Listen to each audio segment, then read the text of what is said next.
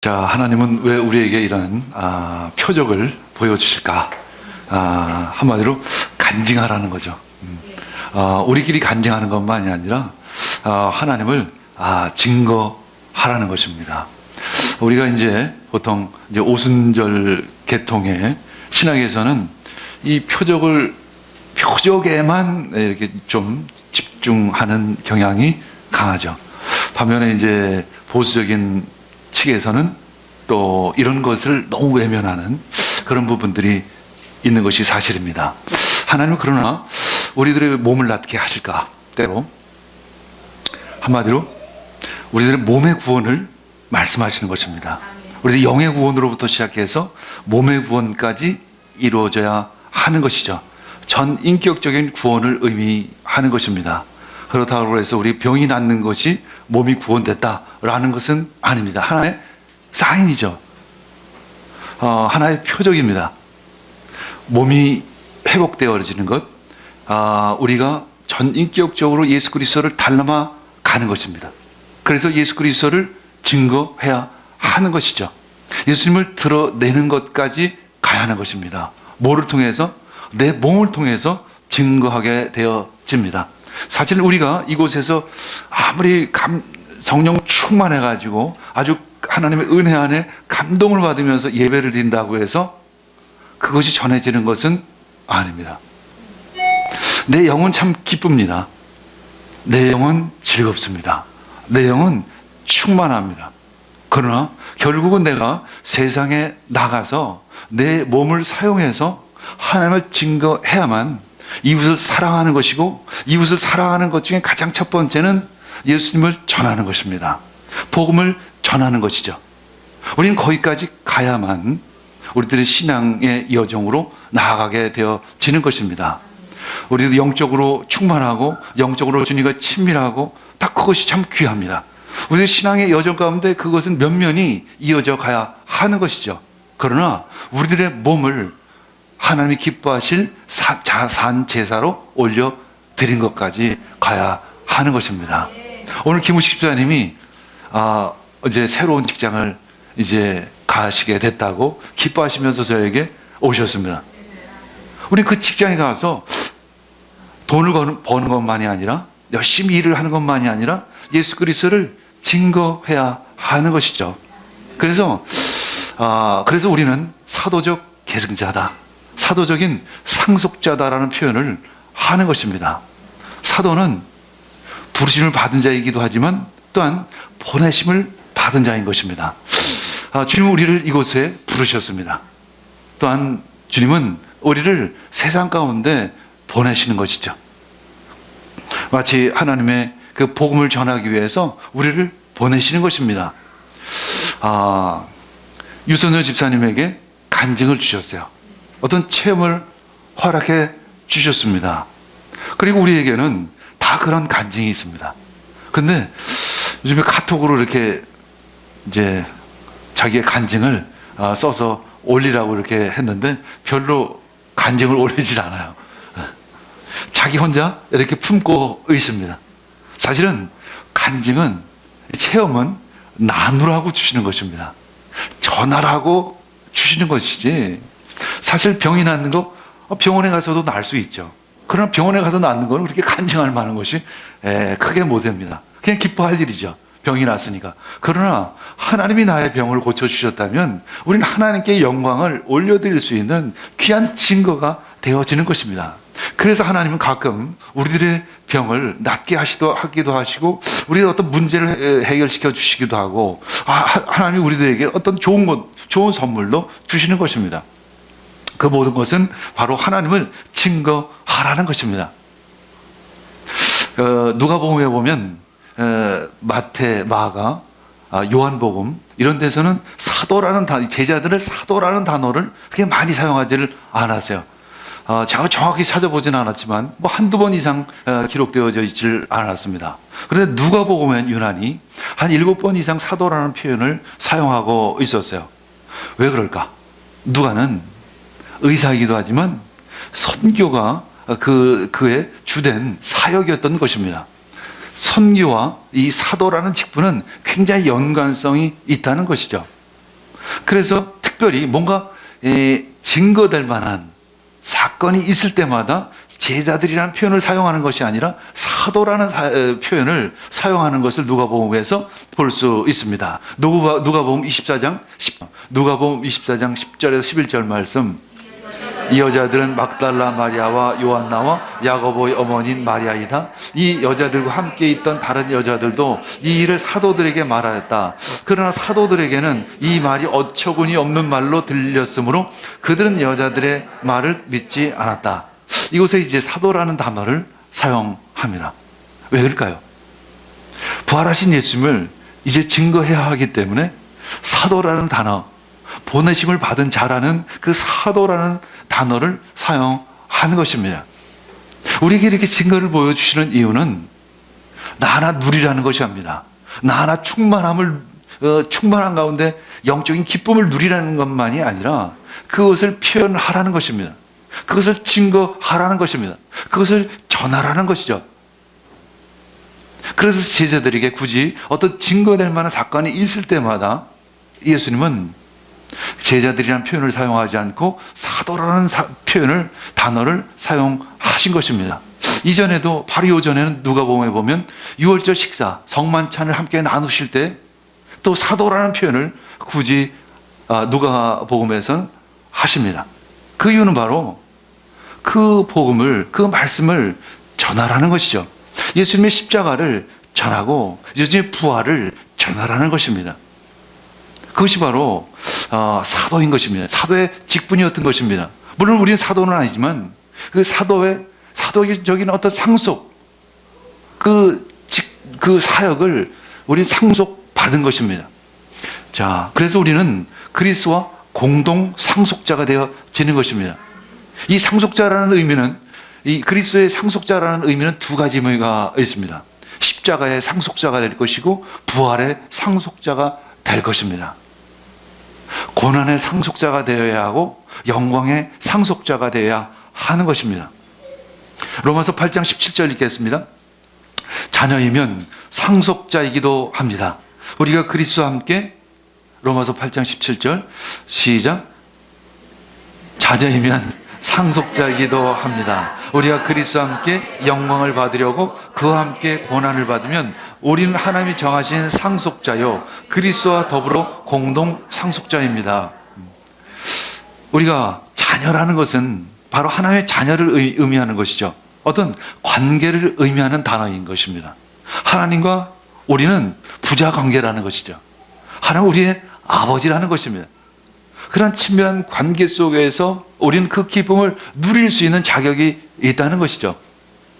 그러나 우리가 가족이 좋다고 해서 맨날 집안에서 오손도손 아침, 점심, 저녁 먹고 또 함께 자고 또 기쁨을 나누고 대화를 하고 만약에 맨날 집구석에만 그렇게 박혀 있다면 이건 바른 가정이 아닐 것입니다. 이제 일하러 나가야 하는 것이죠. 그런 의미에서 또한 우리는 하나님의 자녀이기도 하지만 또한 부사라는 것입니다. 개역 개정판에 보면 그리스도의 부사라고 이렇게 표현하는 것이죠. 그리스도의 공동 상속자라는 것입니다. 이 상속자라는 것은 바로 이 고난의 상속자이기도 하고 또한 부활의 상속자이기도 하는 것입니다. 또한 우리는 그것을 전해야만 하는 그 직분 가운데 있는 것입니다. 마태복음 28장 18절 읽겠습니다. 예수께서 다가와서 그들에게 말씀하셨다. 나는 하늘과 땅의 모든 권세를 받았습니다. 예수님은 하늘과 땅의 모든 권세를 받았습니다. 그래서 예수님은 우리들에게 자랑하려고 예수님 입장에서 내가 이 모든 권세를 받았다라고 자랑하는 것일까요? 그 권세를 우리에게 주신다는 것입니다. 그런 의미에서 그리스도의 권세에 대한 상속자이기도 하는 것입니다. 그럼 우리는 왜 그리스도의 권세를 상속받았을까? 가끔 이제 성령의 은사를 받은 사람들이 그걸 자랑합니다. 그리고 그 은사를 통해서 뭔가 자신이 누리는 것이죠. 그것을 자랑하기도 하고 때로는 그것에 대한 대가를 요구하기도 합니다. 그것은 굉장히 잘못된 일이죠. 때로는 은사를 자랑하기도 합니다. 그건 역시 잘못된 일인 것이죠. 그것은 자랑하라고 준 것도 아니고 뽐내라고 준 것도 아니고 자기 자신을 높이라고 준 것도 아닌 것입니다. 그것은 일종의 하나님의 권세 중에 하나이지만 그것을 통해서 하나님을 사랑하고 이웃을 사랑하는 것입니다. 이웃을 사랑하는 것의 첫 번째가 무엇일까요? 바로 하나님을 증거하는 것입니다. 한 영혼을 구원하는 것이죠. 우리는 며칠 전에 제가 닥터 홀의 조선 회상이라는 책을 보았습니다. 셔먼 홀 선교사가 쓴 책인데 그 아버지인 로버트 윌리엄 선교사가 한국에 선교사로 왔습니다. 그리고 그 아내도 이제 함께 왔죠. 그리고 한국에서 이제 태어난 아기가 바로 셔우맨이었습니다. 이 책의 마지막 쪽인 729쪽에 이제 묘비 사진과 함께 실린 글은 이 닥터 홀 가족의 이 선교 정신, 이 하나님의 부르심의 마음이 담겨져 있습니다. 91세의 나이로 사랑하는 한국 땅을 밟은 셔우드 홀 부부의 가마는 남달랐다. 이 셔우드 홀 선교사는 이제 아버지의 뒤를 이어서 이 조선 땅에서 선교를 했습니다. 그러다가 이제 일본 사람들에게 의해서 추방을 당하죠. 추방을 당해서 인도에서 선교를 합니다. 그리고 나이가 91세가 들어서 한국 땅을 다시 한번 밟게 됩니다. 그리고 양화진에 묻혀 있는 그 부모님의 묘소를 찾아간 것이죠. 이제 그는 양화진에 묻혀 있는 아버지와 어머니, 여동생의 묘를 방문하고 이렇게 유언을 남겼다. 나는 지금도 한국을 사랑합니다. 내가 죽거든 내가 태어나서 자랐던 나의 사랑하는 이 나라, 또한 내 사랑하는 어머니와 아버지, 누이 동생이 잠들어 있는 한국 땅에 묻어주기를 바랍니다. 그리고 그는 98세의 나이로 숨을 거두고 아내와 함께 아버지인 윌리엄 홀과 어머니인 그 로제타 선교사 그리고 동생 에디스와 함께 양화진 묘에 묻히게 됩니다. 그 셔우드의 아버지 그 닥터 윌리엄 제임스 홀은 1891년 12월 15일에 부산에 도착을 합니다. 물론 선교를 위해서요.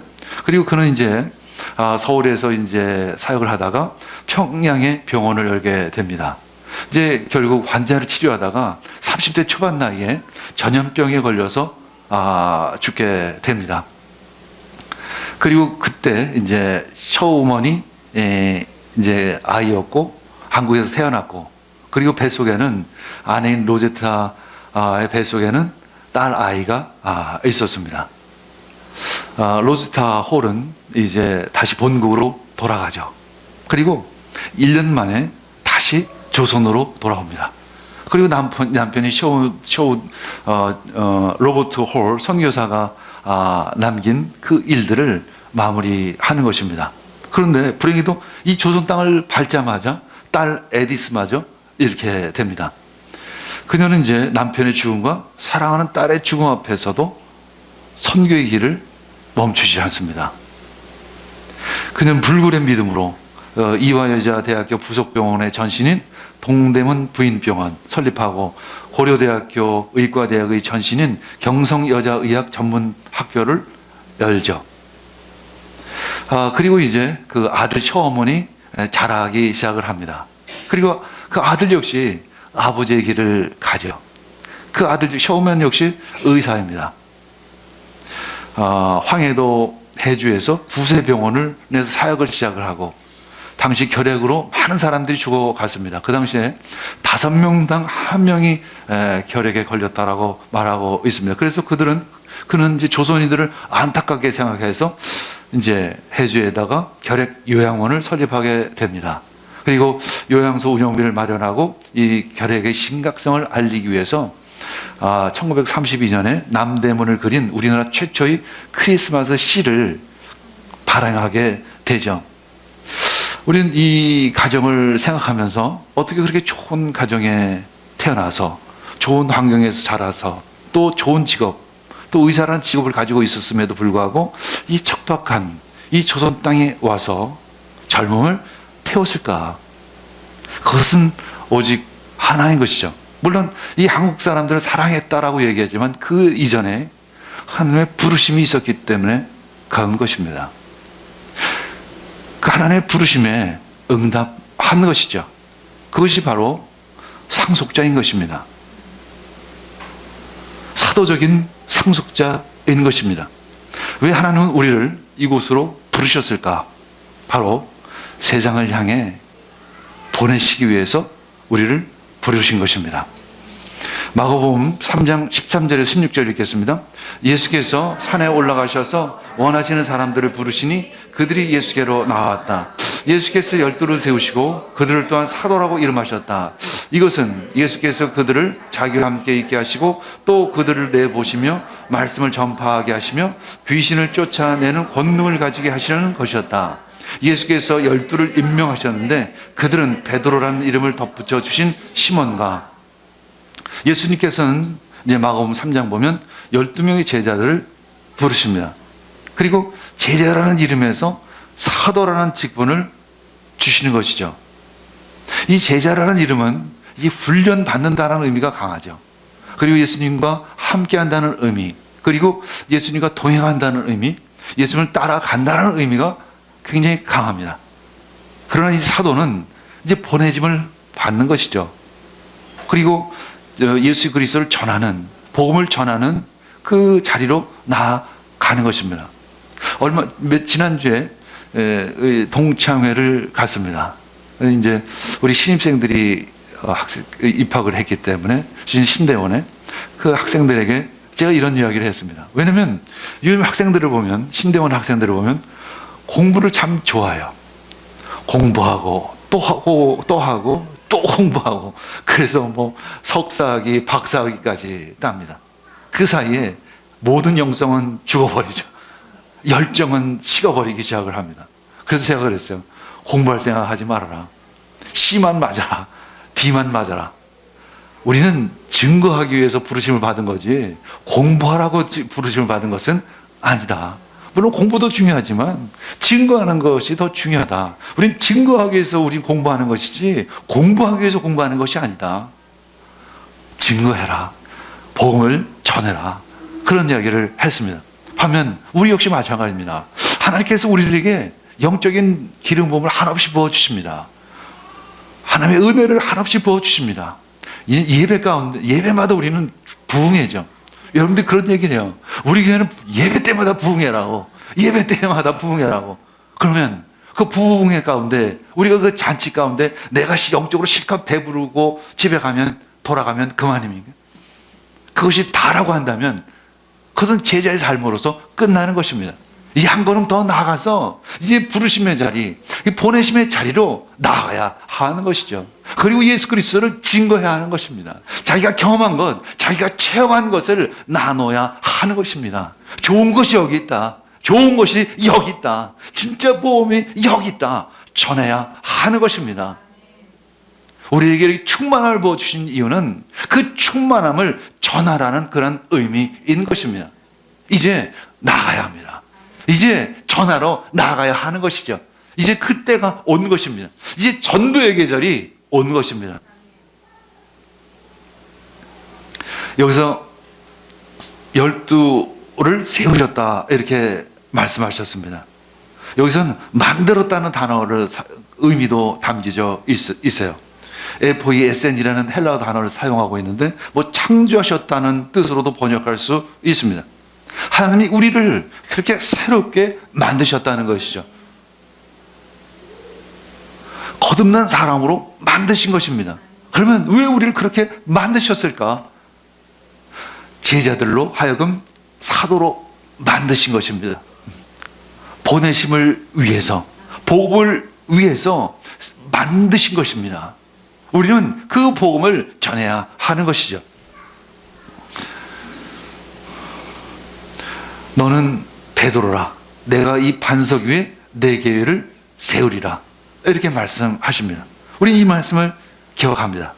그러나 앞에 베드로는 이 돌이라는 의미를 가지고 있죠. 베드로가 여기서는 길거리에 있는 작은 돌멩이를 의미합니다. 뒤에 있는 이 반석은 큰 돌, 건물을 올릴 수 있는 큰 돌을 의미하는 것이죠. 처음에 우리는 길거리에 있는 돌멩이와 같은 존재였었습니다. 그러나 주님 안에서 하나님은 우리를 교회를 세울 만큼 그런 반석으로 만드신 것이죠. 우리는 그렇게 성장했습니다. 그러면 이제 우리는 전해야 하는 것입니다. 이제 한국교회가 부흥을 멈추다 못해 침체하고 있습니다. 그런데 가만히 보면 전할 마음이 없어요. 전할 마음이 없습니다.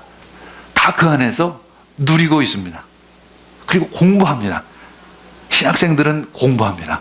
목회자들도 더 공부합니다.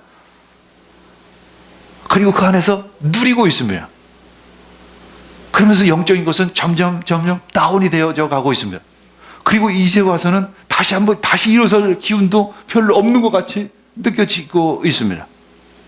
전하고 싶어도 전할 힘이 없는 것입니다. 아닙니다. 일어서야 합니다.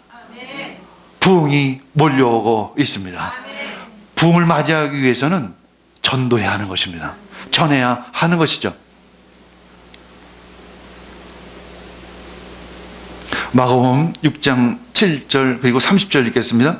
그리고 12제자를 가까이 부르셔서 그들을 둘씩 보내시며 그들이 악한 귀신을 억누르는 권능을 주셨습니다. 30절 사도들이 예수께로 몰려와서 자기들이 한 일과 가르친 일을 다 그에게 보고하였습니다. 이것이 바로 우리가 해야 할 일입니다. 이 중심에 또한 교회가 있는 것입니다. 우리는 나가서 복음을 전하고 돌아와서 그것을 보고하는 것입니다. 그것을 간증하는 것이죠. 이제 이 우리 공동체는 그러한 장이 되어지기를 원합니다. 여기서 하나님을 경험하고 경험한 하나님을 또 전하면서 경험한 것을 또 와서 보고하고 이러한 그리스도인들이 되기를 원합니다. 14절 읽겠습니다. 이들은 모두 여자들과 예수의 어머니 마리아와 예수의 동생들과 함께 한 마음으로 기도에 힘썼습니다. 사도행전 1장 14절의 말씀이죠. 예수님께서 십자가에 못 박히시고 부활하셨습니다. 그리고 약속을 기다리라고 말씀하셨습니다. 성령 세례인 것입니다. 성령 세례를 줄 터이니 너희들이 예루살렘을 떠나지 말고 그곳에서 기다리라고 했습니다. 그때 제자들은 모여서 함께 기도했습니다. 우리는 교회에 와서는 기도해야 하는 것이죠. 우리가 교회에 와서 다른 것이 할 게 있겠습니까? 기도하는 것입니다. 기도하면서 우리는 성령의 충만함을 받아야 하는 것이죠. 하나님의 권세를 받아야 하는 것입니다. 15절 16절 읽겠습니다. 그 무렵에 신도들이 모였는데 그 수가 120명쯤 되었다. 베드로가 그 신도들 가운데서 일어나서 말하였다. 형제자매 여러분, 예수를 잡아간 사람들의 앞잡이가 된 유다에 관하여 성령이 다윗을 입어 이름이 말씀하신 그 성경 말씀이 마땅히 이루어져야만 하였습니다. 이제 처음에 예수님께 승천하시면서 약속을 선포했을 때는 한 500명 정도가 됐습니다. 근데 이 당시에 모인 사람들이 120명이라고 말씀하고 있습니다. 많은 사람, 한 500명 정도에게 말씀을 예수님이 전했지만 그 말씀에 반응한 사람은 120명 뿐이었다는 것이죠. 17절 18절 읽겠습니다.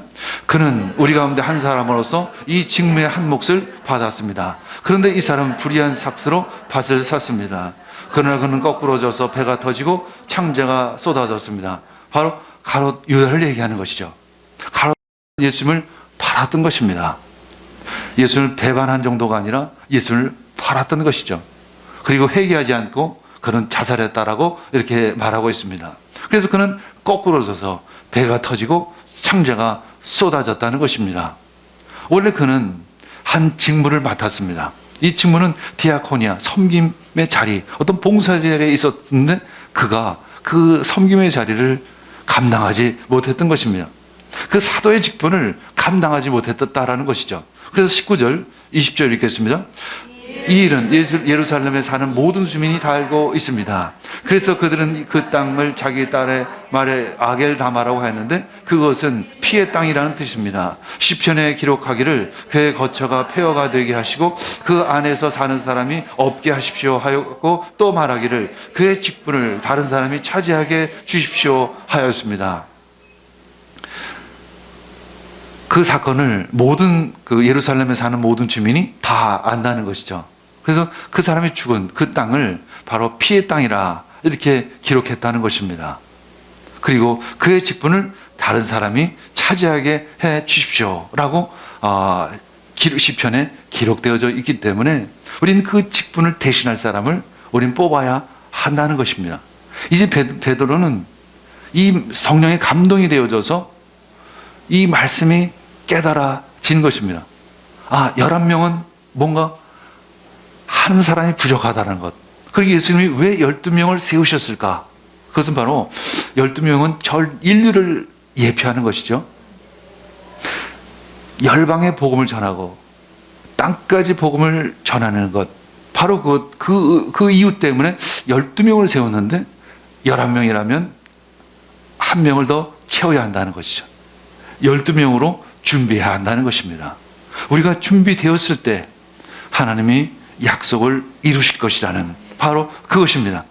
21절, 22절 읽겠습니다. 그러므로 주 예수께서 우리와 함께 지내신 동안에 곧 요한이 세례를 주던 때로부터 예수께서 우리를 떠나 하늘로 올라가신 날까지 늘 우리와 함께 다니던 사람들 가운데서 한 사람을 뽑아서 우리와 더불어 부활의 증인으로 삼아야 할 것이다. 여기서 이 사도의 자격이 나오는 거죠. 바로 우리와 함께 다니던 사람, 예수님께 직접 훈련을 받고 또 예수님과 함께 권세를 부여받은 사람, 그리고 예수님이 십자가에 못 박히시고 부활하신 것을 목격한 사람, 이 사람이 자격이다 라는 것입니다. 23절에서 26절 읽겠습니다. 그리하여 그들은 바사바라고도 하고 유수도라고 하는 요셉과 마띠아 두 사람을 앞에 세우고서 기도하여 아뢰었다. 모든 사람의 마음을 다 아시는 주님, 주님께서 이 두 사람 가운데서 누구를 뽑아서 이 섬기는 일과 사도직의 직분을 맡게 하실지를 우리에게 보여주십시오. 유다는 이 직분을 버리고 제 갈 곳으로 갔습니다. 그리고 그들에게 제비를 뽑게 하니 마띠아가 뽑혀서 11사도와 함께 사도에서에 들어가게 되었던 것입니다. 그래서 제자들은 이 두 사람을 세웠던 것입니다. 그 자격에 합당한 두 사람, 바사바와 그리고 마띠아, 이 두 사람을 세웠던 것입니다. 그리고 이제 제비 뽑기를 한 것이죠. 그래서 하나님의 뜻을 물은 것입니다. 제비 뽑기 전에 먼저 기도했죠. 하나님의 뜻이 도대체 어디에 있습니까? 바로 그 한 사람을 주님 정해 주십시오. 이 섬기는 일과 이 사도직의 직분을 맡게 하실지를 우리에게 보여주십시오. 이렇게 기도하는 것입니다. 그 직분이 얼마나 중요하면 이 제자들이 그 직분에 합당한 한 사람을 고르기 위해 이렇게 애쓰고 또한 기도할까?